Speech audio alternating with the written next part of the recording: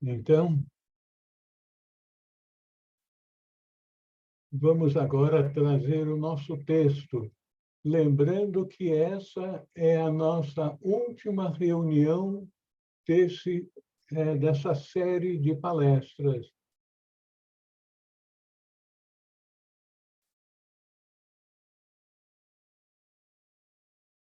Eu vou repetir umas poucas slides da nossa reunião anterior para dar continuidade.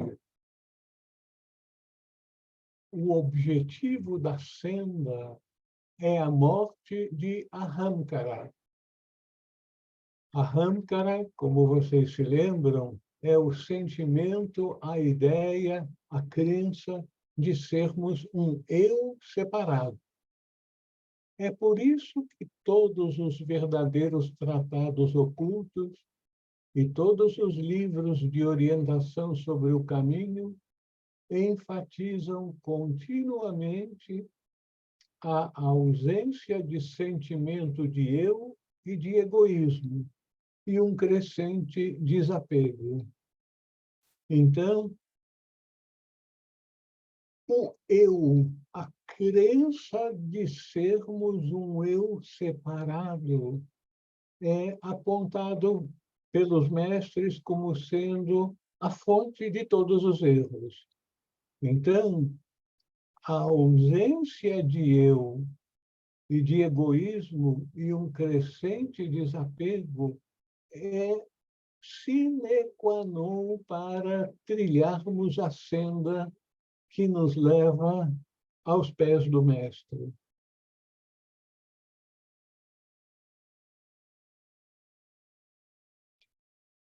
Estranhamente, a natureza, tendo desenvolvido através de quase 1000 vidas uma poderosa individualidade no homem, passa a moer esse sentimento de sermos um eu separado.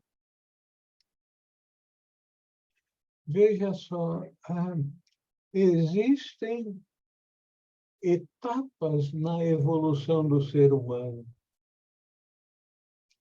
O ser primitivo, para crescer, tinha que acreditar na sua capacidade de superar os desafios, os problemas causados por uma vida primitiva, de caçador, constantemente se protegendo não só de animais, mas de tribos diferentes.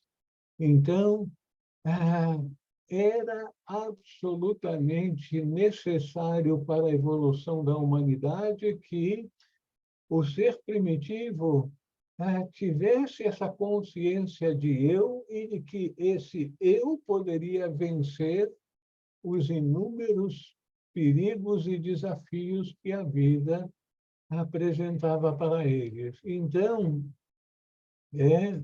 o mestre dizendo que, ao longo de quase 1000 vidas, uma poderosa individualidade no homem foi estabelecida, agora, para a evolução, aquele sentimento de eu tem que desaparecer. E ele é trabalhado assim como foi trabalhado ao longo de muitas eras, ele é trabalhado nos grupos de busca espiritual para moer, para descartar esse sentimento de ser um eu separado.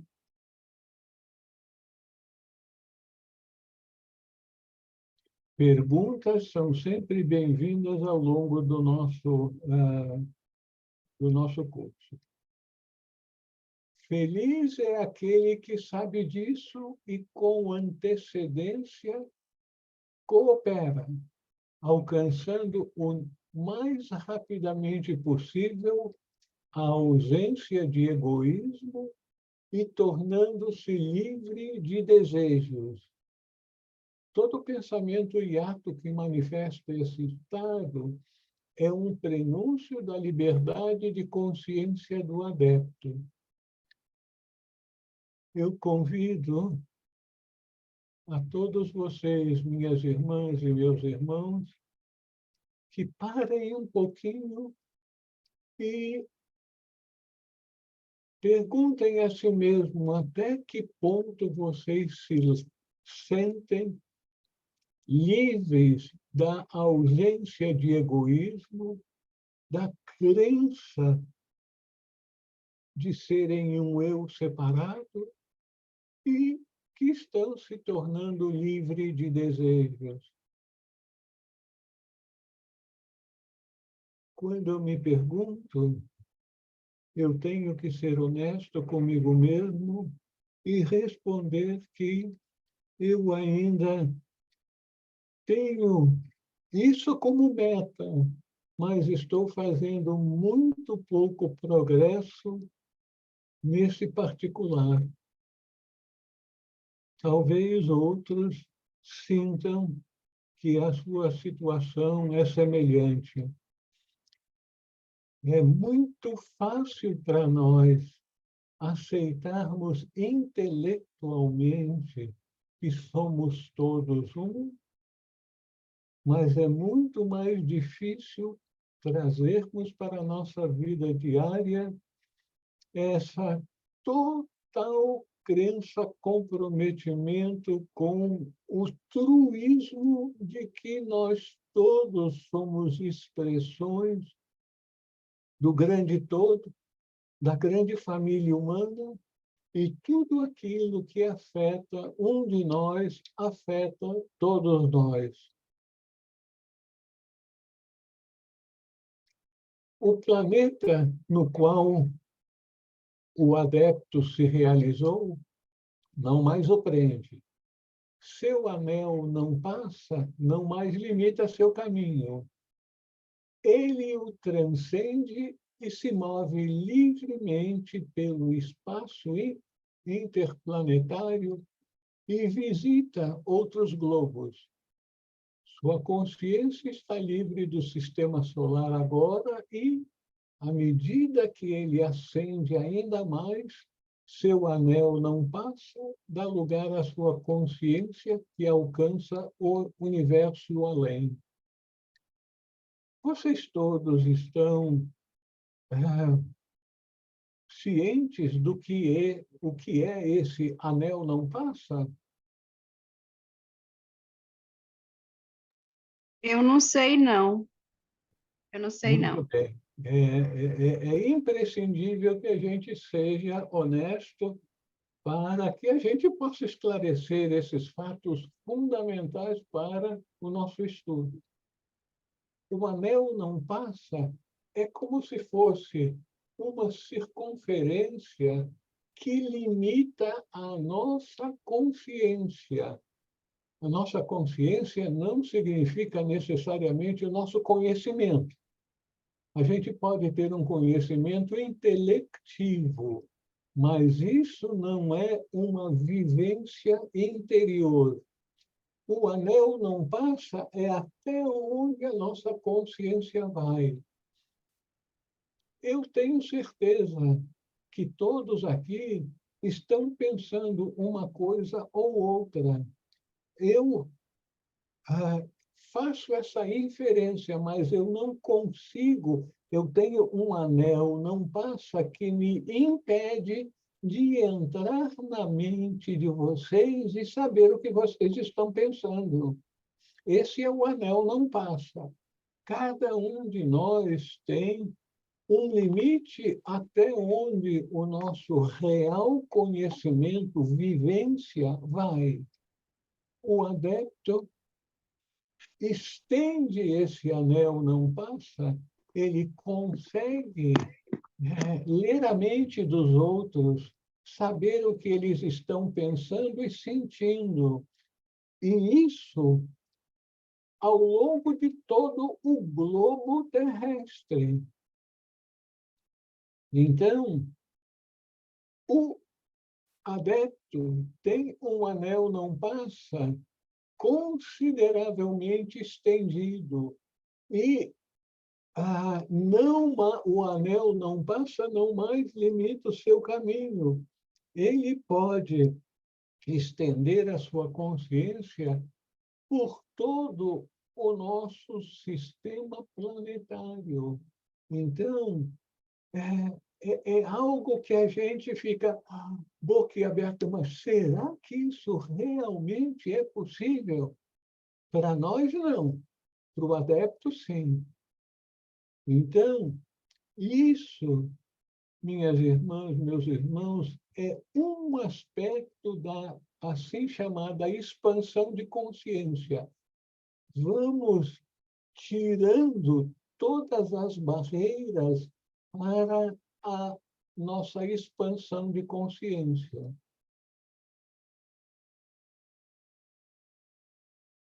Continuamos, então. Raul, Pois não. aquele livro Vida Interna do Leadbeater fala de umas esferas. Quando você fala não consegue passar uma esfera, são estas esferas, porque elas vão aumentando da Terra para o sistema solar, é isso? É isso, é isso. Diversos termos para expressar a mesma coisa, mas o termo mais usual é o anel não passa. É aquele, a extensão que limita a nossa consciência. A nossa consciência não consegue passar através da consciência dos outros. Por mais que nós sejamos próximos a uma pessoa, o nosso cônjuge, por exemplo, os nossos filhos, a gente pode ter uma afinidade, conhecer as expressões faciais dele, conhecê-los a tal ponto que a gente infere que eles estão sentindo isso ou aquilo, mas a gente não consegue penetrar na consciência dele. Nós não conseguimos, os adeptos, sim. Então, o anel não passa dele, já foi além do nosso planeta, está agora no nosso sistema planetário.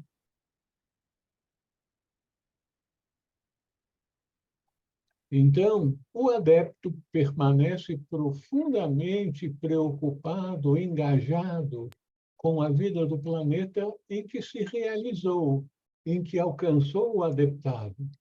E, de acordo com o seu raio e sua escolha de um dos 7 caminhos, ele serve esse planeta como um adepto.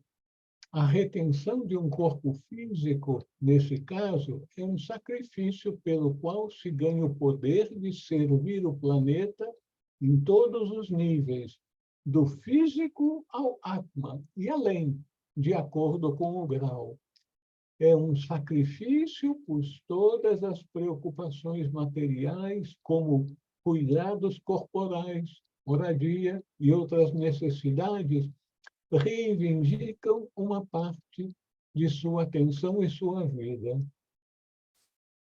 Vocês estão cientes do que são esses 7 caminhos que é mencionado aqui?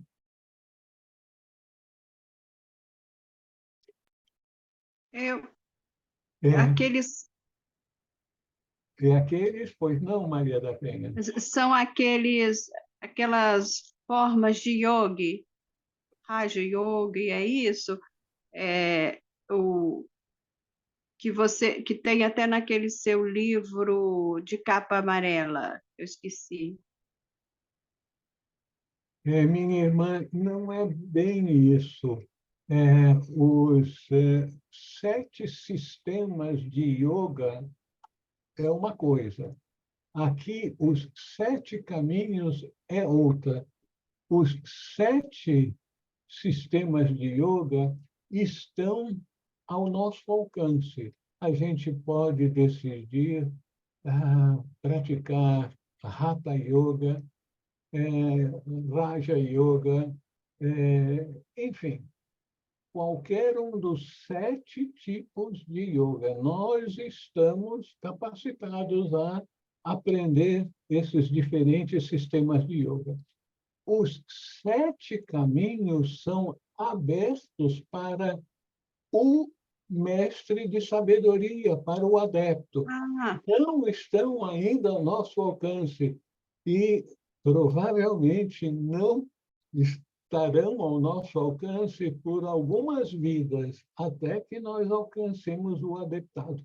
Quando o iniciado, o arhat, se torna um adepto, um mestre de sabedoria, aí ele escolhe entre um de 7 caminhos, sendo que aquele que nós conhecemos um pouco é o de mestre de sabedoria que vai ficar em nosso planeta com a missão de ajudar a humanidade a superar as limitações que tem para a sua progressiva expansão de consciência.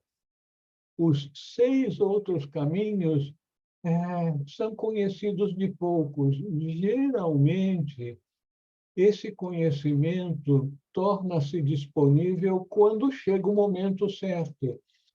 O Arhat torna-se ciente desses 7 caminhos porque ele está a um passo de se tornar mestre de sabedoria. Mas como provavelmente ainda temos algumas iniciações pela frente antes de chegarmos nesse ponto, isso não é algo que seja importante para nós. Não é uma escolha que nós vamos fazer. E nós não podemos fazer essa escolha por antecipado, porque nós ainda não temos, diante da nossa consciência, o escopo de cada um desses 7 caminhos.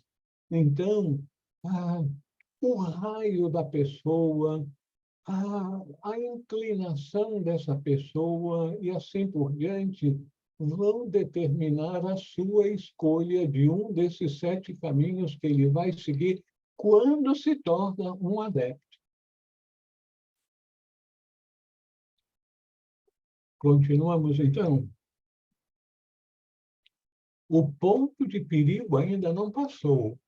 A Ahamkara, na 5ª sub-raça da 5ª raça raiz, atingiu proporções monstruosas que afetam também as outras sub-raças, produzindo na Terra um verdadeiro monstro, cujo nome é Eu, o verdadeiro morador do umbral, tanto para os indivíduos e as nações, quanto para a raça humana como um todo. Esse morador não foi derrotado e, para ajudar a humanidade, numerosos adeptos estão encarnados fisicamente. Então, muitos adeptos escolhem o caminho de permanecer como instrutores da humanidade e, para isso, eles tomam corpo físico de tempos em tempos.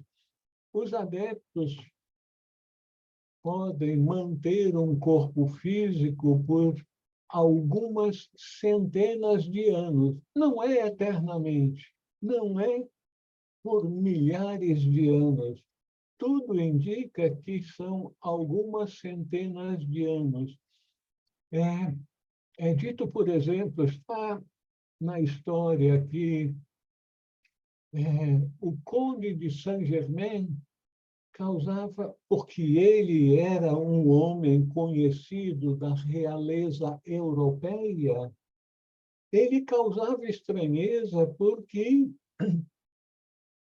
aqueles que o conheciam tinham ouvido dizer de seus pais e avós que já tinham conhecido o conde de Saint-Germain, indicando que o conde deveria ter mais de 100 anos. Então, isso ocorre. O corpo de um adepto pode durar 300, 400 anos. Provavelmente, Matusalém, que é dito que viveu 900 anos, é um caso excepcional, se é que ocorreu.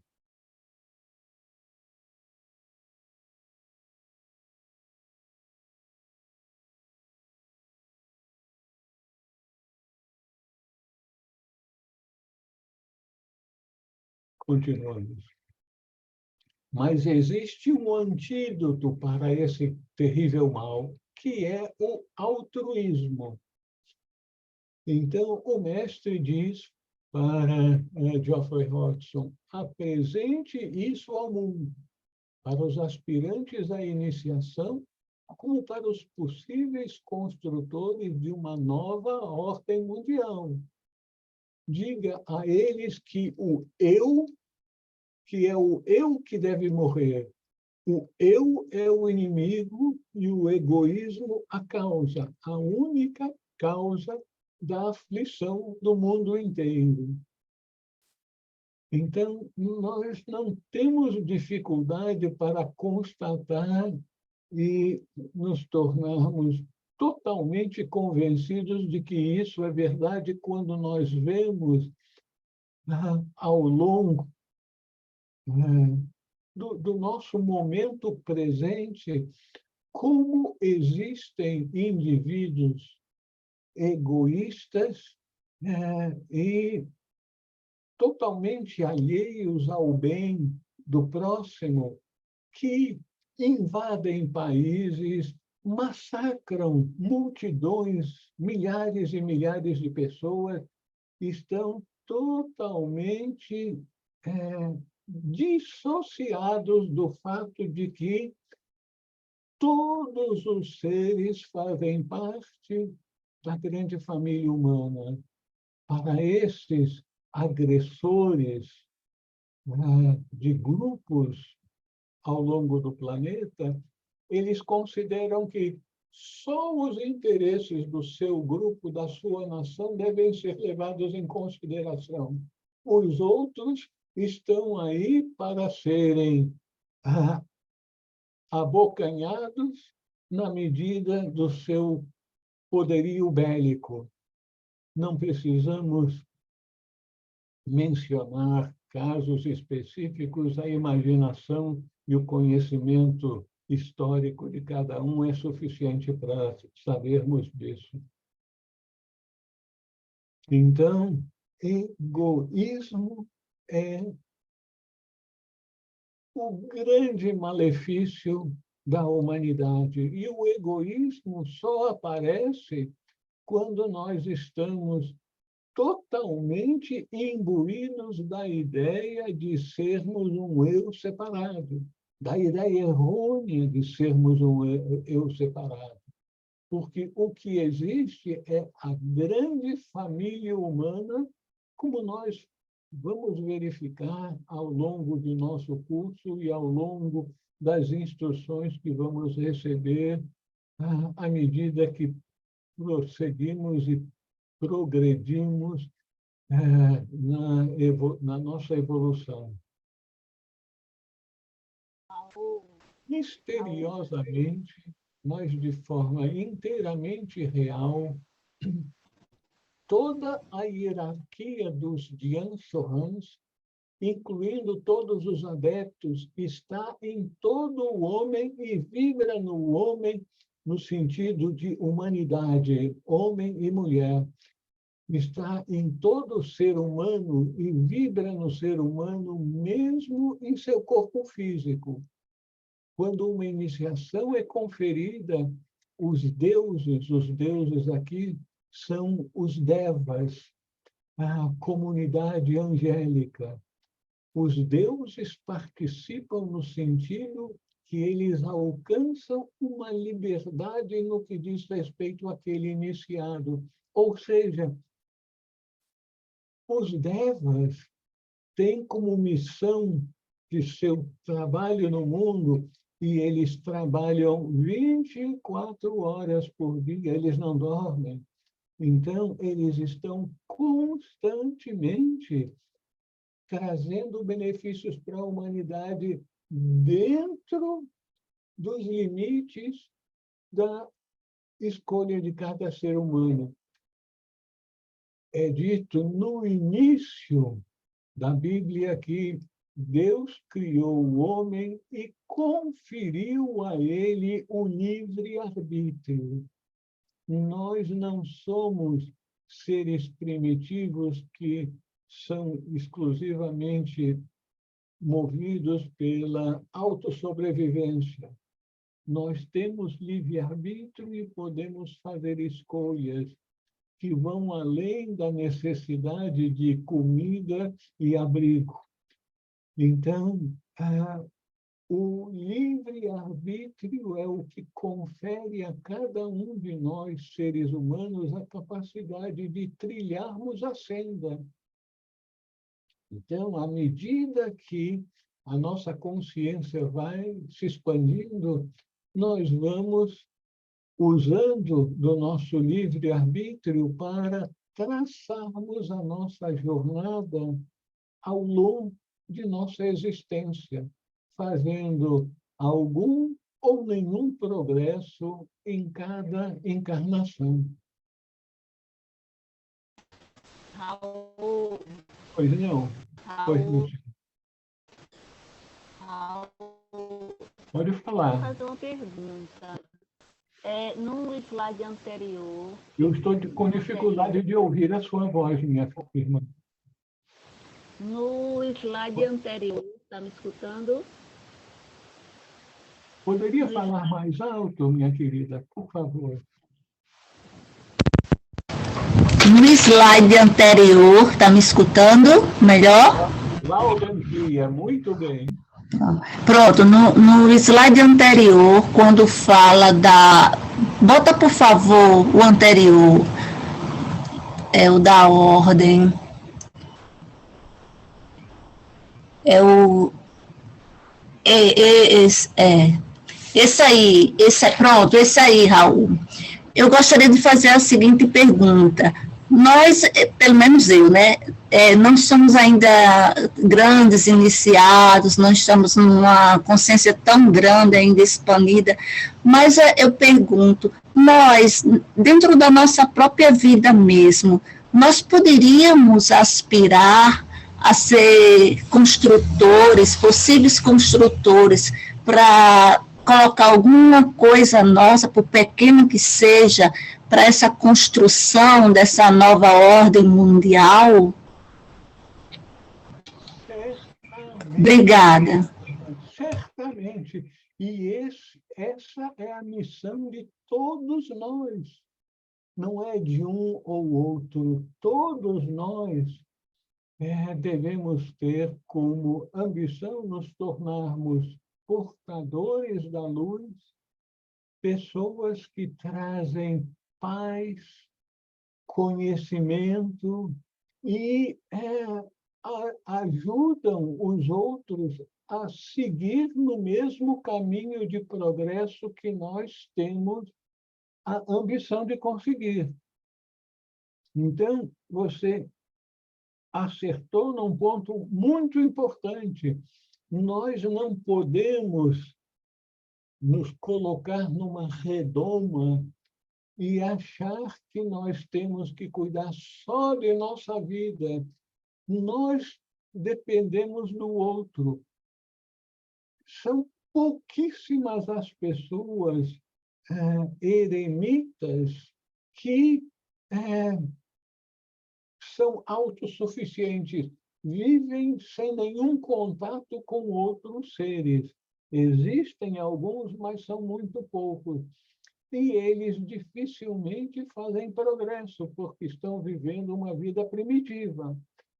Então, nós estamos constantemente dando e recebendo de uma boa parte da família humana.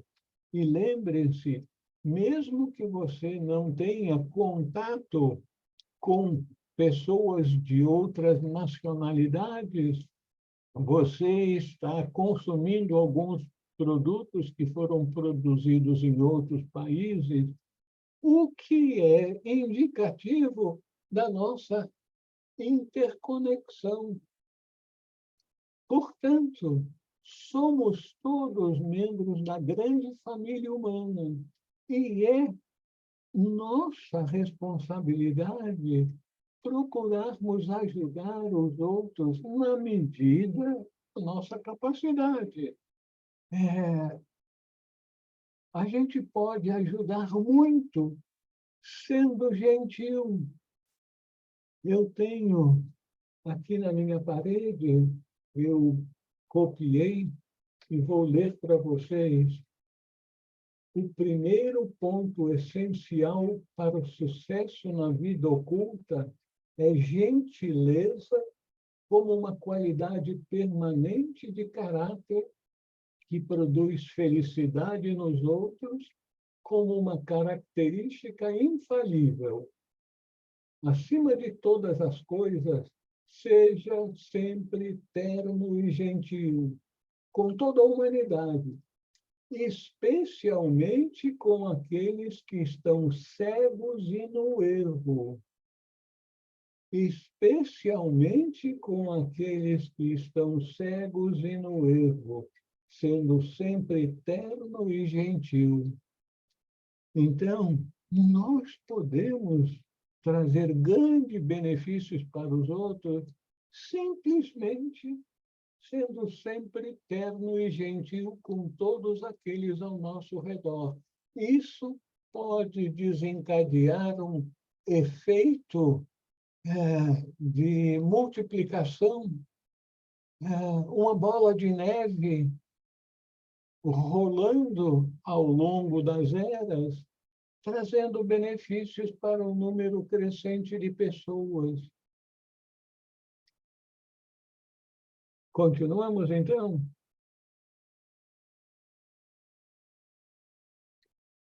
Bom, acho que estamos aqui agora. No adeptado, esses iniciados são liberados de forma muito mais completa e assim por diante. Eles são assim representados um do outro, embora sem o senso de limitação. Essa é a implicação mais profunda da unidade que foi expressa por Jesus e muitas pessoas não entenderam. Eu estou em meu Pai, e vós em mim, e eu em vós.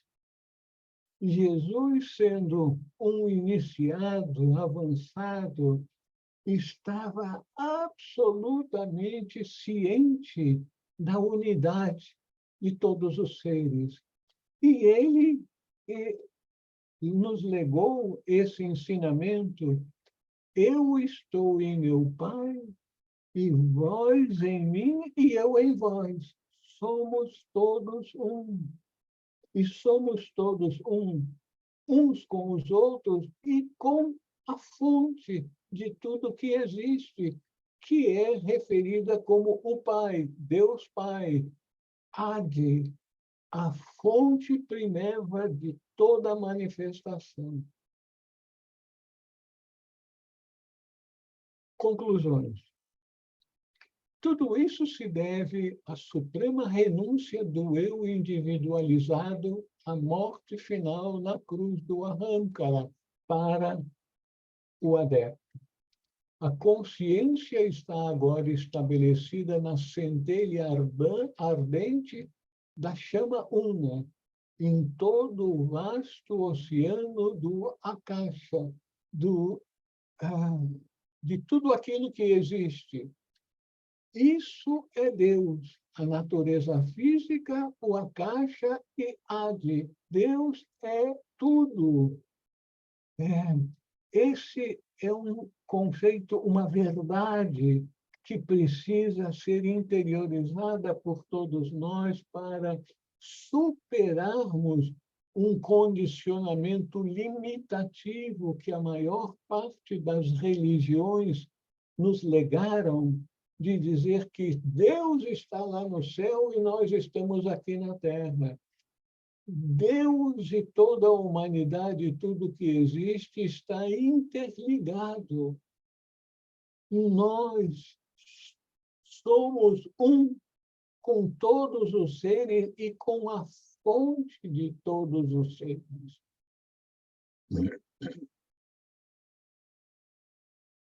A consciência está agora estabelecida na centelha ardente da chama una, em todo o vasto oceano do Akasha. Isso é Deus, a natureza física, o Akasha e Adi. Com esse Deus, o adepto está para sempre um. Seu karma completamente equilibrado, ou melhor, super equilibrado do lado do bem.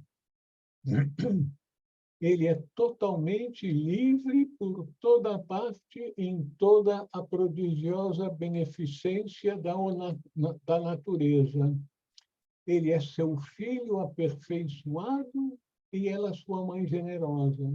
Em uma frase, a natureza e o adepto são um. Esse é o segredo de sua aparente onipotência.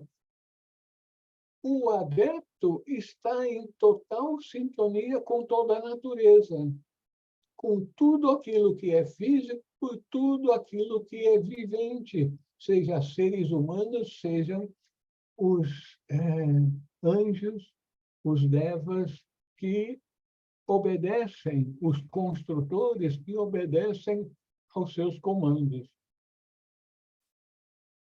As palavras a serem escritas sobre a porta do templo do novo mundo que será construído são: a rendição do eu é necessária para passar por esse portal.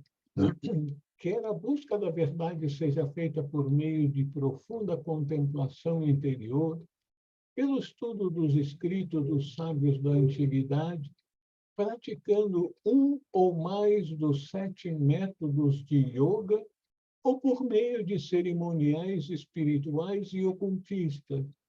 Um fato ou verdade eventualmente fica claro para o estudante. Tudo o que é buscado, seja poder, sabedoria ou conhecimento, reside no próprio ser humano. Isso é algo maravilhoso, algo que nos deixa boquiaberto. Tudo que é buscado, seja poder, sabedoria ou conhecimento, reside dentro do próprio ser humano. Tudo aquilo que nós buscamos já reside dentro de nós. Qual é, então, o nosso trabalho, a nossa missão? Deixar que aquilo que se encontra dentro de nós venha a aflorar, venha a se manifestar. É isso que ocorre com o adepto. Ele alcança uma expansão de consciência. Veja só, expansão de consciência, porque isso já estava no seu interior. Poder, sabedoria e conhecimento. Mas agora ele consegue manifestar aquilo que já estava como que aprisionado dentro de sua consciência. É por isso que a expressão expansão de consciência é tão usual e tão importante na vida espiritual.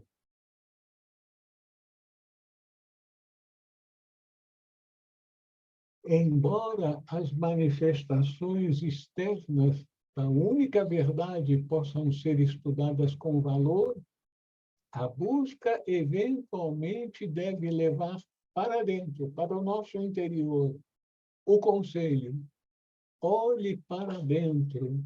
Lá está você, o Budi e Cristo em vós, a esperança da glória. São os sinais indicativos que devem ser seguidos, eventualmente e exclusivamente. Buscarmos dentro de nós tudo aquilo que nós estamos querendo aprender e manifestar.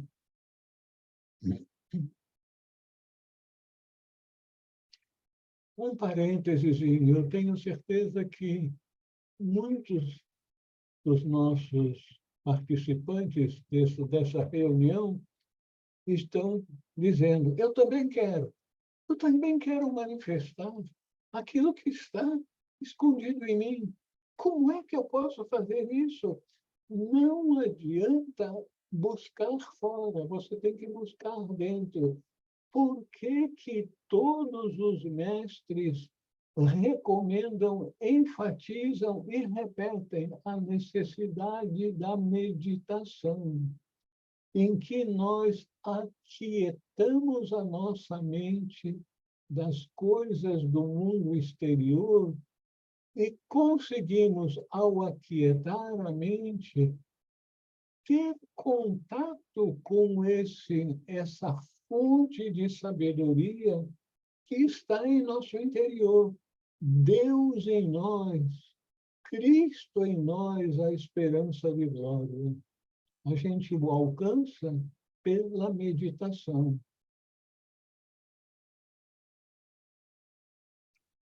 No seu devido tempo, o buscador da verdade deixa de explorar os muitos caminhos externos, por mais fascinantes e até tentadores que sejam, aparentemente levando ao conhecimento secreto, e volta toda a sua atenção para aquilo. O que é esse aquilo? Deus em nós. Mas é importante, minhas irmãs, meus irmãos, que a gente diga com convicção: Deus em nós. Não é Deus. Deus em nós, porque nós vamos alcançar Deus em nós, mergulhando no interior. Não é arrumando uma luneta bem poderosa e olhando para o céu para ver se a gente encontra Deus lá no céu. Deus está dentro de cada um de nós, aguardando ansiosamente que nós venhamos a querer conhecê-lo e interagir com ele. E isso ele nos ensina. Eu estou à sua disposição. Venha conversar comigo. Eu quero conversar com Deus. Como é que eu vou fazer isso? Em meditação, com a boca fechada e a mente quieta.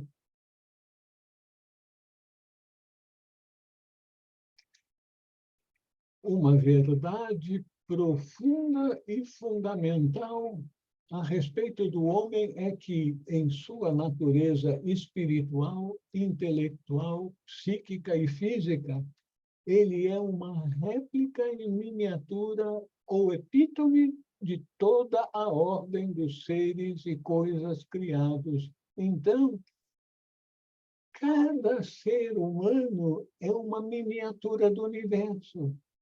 Beleza! A gente vai dizer: puxa vida, que maravilha, eu gostaria que fosse assim comigo. E isso é assim com cada um de nós. Mas eu quero conhecer isso. Ótimo, que bom que você quer. Então, comece a meditar. Quanto mais a gente consegue aquietar a mente em meditação, mais e mais a gente vai captando inicialmente alguns indiciozinhos da divindade em nós. E à medida que a gente consegue mergulhar cada vez mais em nossa consciência interior, maior será a maravilha que viremos a conhecer e experimentar. O homem é um modelo da totalidade da natureza. Ele contém dentro de si um agregado coletivo de tudo que jamais existiu, existe a qualquer momento e sempre existirá por toda a eternidade das eternidades. Então, nós não vamos perder essa conexão com o divino em nós. mas nós precisamos, em primeiro lugar, nos tornarmos conscientes de quem somos nós. Nós não somos esse corpo que nós vemos no espelho. Esse corpo é o nosso veículo. Nós estamos dentro desse veículo. E a única maneira de nos conhecermos e também conhecermos Deus em nós é voltarmos para o interior, aquietando não só a mente, não só a boca, mas principalmente a mente.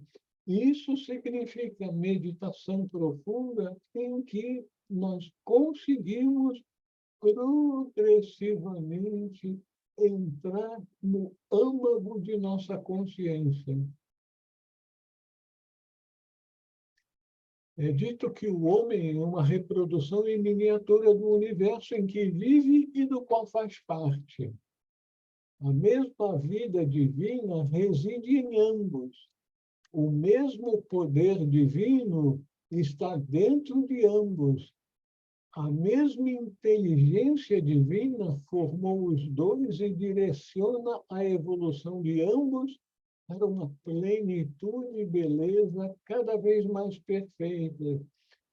O que o autor está dizendo aqui, que o ser humano, cada ser humano é uma miniatura de todo o universo, mas não é que existam diferentes miniaturas do universo.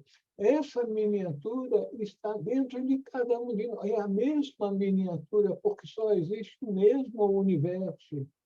É por isso que a gente aí diz, se pergunta, será que é por isso que dizem por aí que somos todos um?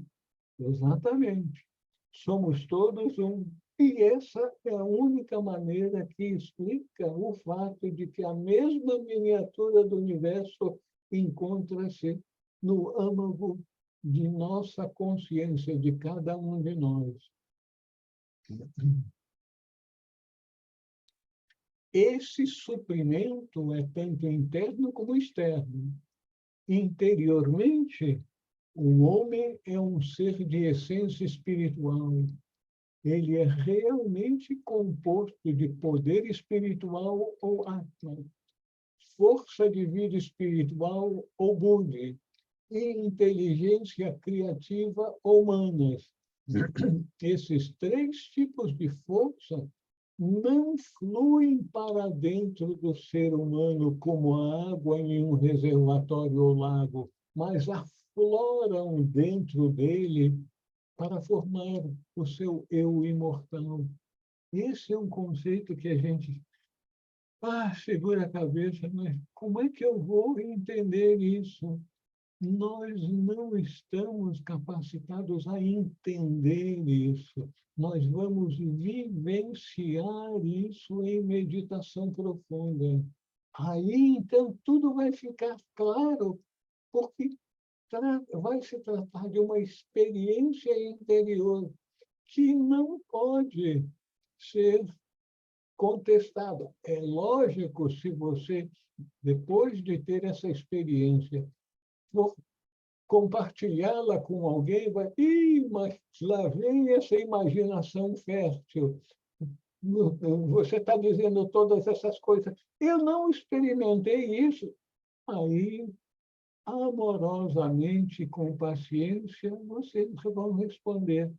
Você medita todos os dias? Não, eu não tenho tempo. Eu saio cedo de manhã para trabalhar. Eu estou aposentado, mas eu durmo até tarde e não tenho tempo de meditar. Então, espere quando você tiver tempo para você ter essa experiência de vivenciar Deus dentro de você. Mas esse conceito de que a nossa riqueza interior não vem de fora para nos preencher, mas ela aflora de dentro de cada um de nós de uma maneira misteriosa, a não ser que nós venhamos a aceitar o fato, a realidade de que somos todos um. Deus, o mesmo Deus, está dentro de mim e dentro de cada um de vocês. É essa situação da nossa consciência de entender isso, a gente só vai estar absolutamente certo de que isso é verdade quando tivermos essa experiência. E nós não vamos conhecer isso lendo um livro, indo a uma palestra, mas nós vamos só conhecer isso em profunda meditação.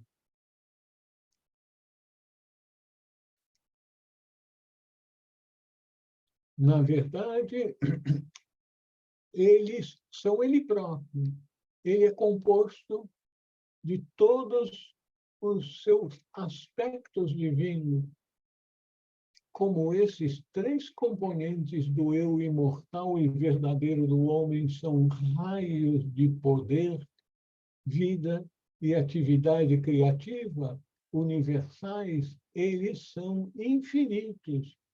Nossas fontes ou recursos internos nunca podem acabar, nunca podem secar. Pode parecer muito estranho para o aspirante, em sua natureza humana, aprender que ele realmente é um ser espiritual, que é uma parte fundamental e inseparável de todo o universo. Olha as implicações desse truísmo, que o ser humano é um ser espiritual, que é uma parte fundamental e inseparável de todo o universo. Ele faz bem em lembrar que, embora o corpo tenha uma pele, o eu superior não tem.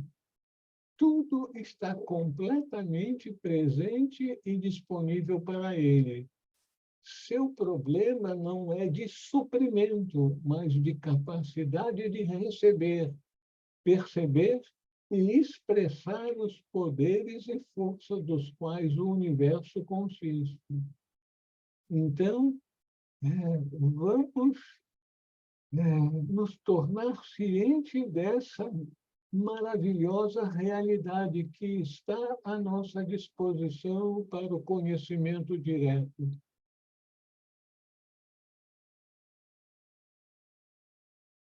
Agora você sabe quem, ou melhor, o que você realmente é. Assim, será mais fácil abandonar a ilusão que você acreditava ser. Você é um ser divino, uma expressão de Cristo. Respirem fundo e vamos sentir a verdade de que cada um de nós é um ser divino, uma expressão de Cristo. Enquanto seu corpo e sua personalidade são, na verdade, os veículos ou instrumentos que você dispõe para realizar a missão de sua vida, de sua vinda à escola da vida. Uai, nós temos uma missão na escola da vida? Qual é essa missão? Manifestar plenamente sua natureza divina como luz, paz e amor em todas as situações da vida para o bem de todos os seres. Nossa missão é manifestar luz, paz e amor para todos os seres.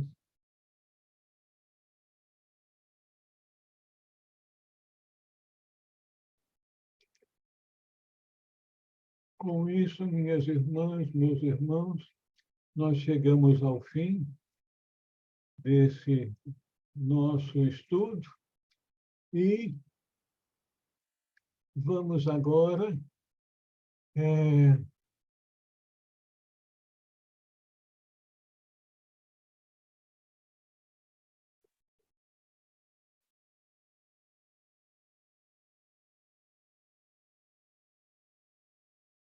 abrir um espaço para perguntas, para filhas, porque será a última oportunidade nesse nosso evento. Lília, podemos encerrar aqui.